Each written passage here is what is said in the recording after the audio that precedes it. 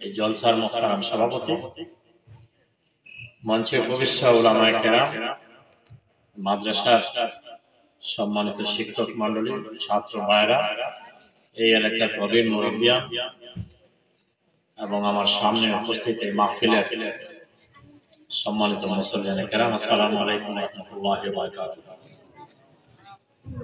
আল্লাহ রাব্বুল আলামিনের কাছে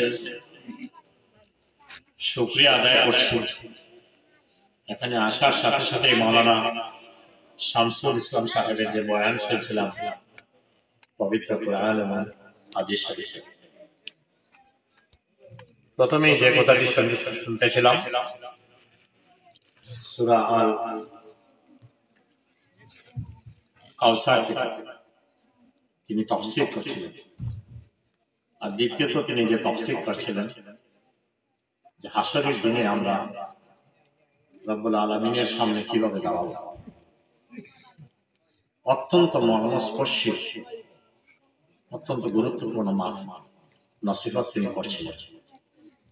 আমি মনে করি অনেক দূর থেকে এসেছি, আসলে মাদ্রাসা কর্তৃপক্ষ এখানে আমাকে দাওয়াত করেছিলেন আপনাদের সাথে অংশগ্রহণ করতে, নসিহত শুনতে।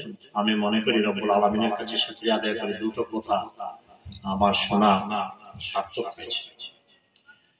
আমাদের প্রত্যেকে আল্লাহ রাব্বুল আলামিনের কাছে হাশরের দিন আল্লাহর সামনে দাঁড়াতে হবে, আর কোনো পথ নেই, কোনো মত নেই, দাঁড়াইতেই হবে।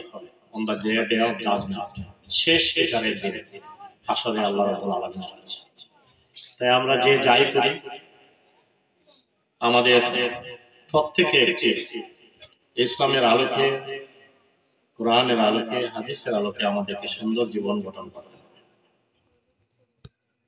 এবং যে জীবন আমরা গঠন করব আমরা একটা সোল, একটি আত্মা নিয়ে আল্লাহ কাছে, সেটাও কোরআন শরীফে রয়েছে। আমি যেহেতু আলিম, এখানে বিশিষ্ট চিন্তাবিদরা রয়েছেন, আমরা তাফসীর শুনব। আমি এখানে উপস্থিত হয়েছি আপনাদের সবাইকে আমার দল বাংলাদেশ জাতীয়তাবাদী দল বিএনপির একজন কর্মী হিসেবে এখানে উপস্থিত হতে পেরেছি। আপনাদেরকে সবাইকে আমার দলের পক্ষ থেকে অভিনন্দন এবং আমার দলের পক্ষ থেকে সালাম জানাচ্ছি।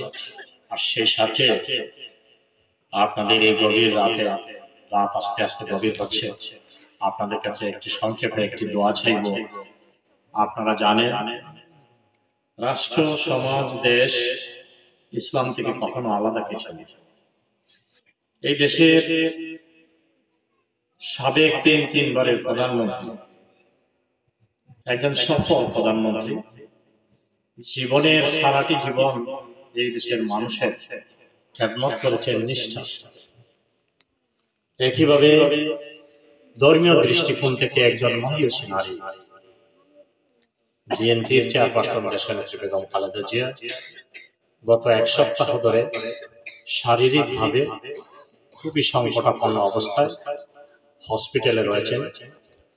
আমরা এই মাহফিল থেকে আপনাদের কাছে, আপনারা মুসল্লিয়ান, উলামায়ে কেরাম, আপনাদের দোয়া আমি বিশ্বাস করি আল্লাহ রাব্বুল আলামিনের কাছে কবুল হবে। আপনারা দোয়া করবেন যেন রব্বুল আলামিন তাকে সুস্থতা দান করেন এবং আবার এই দেশের মানুষের খেদমতে তাকে দীর্ঘ হায়াত দান করে আবার আমাদের মধ্যে ফিরিয়ে দেন। সেই সাথে শহীদ রাষ্ট্রপতি জিয়াউর রহমান এবং তার সুযোগ্য সন্তান আরাফাত রহমান কুকুকে যেন আল্লাহ রাব্বুল আলামিন জান্নাতুল ফেরদৌস নসিব করেন।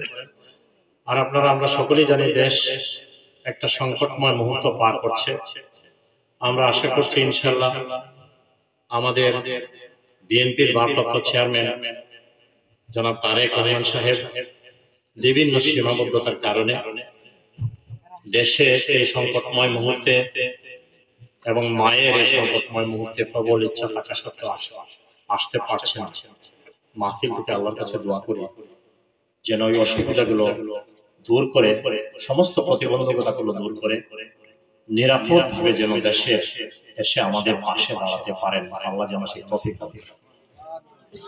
আমি আপনাদের কাছে এইটুকু আবদার করবো, আমাদের মা বাবার জন্য দোয়া করবেন, আমাদের সকলের জন্য দোয়া করবেন।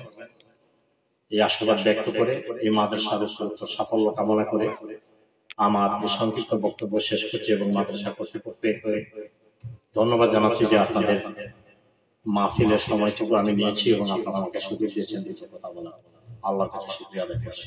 সবাইকে অসংখ্য ধন্যবাদ। আসসালামু আলাইকুম ওয়া রাহমাতুল্লাহি ওয়া বারাকাতুহু।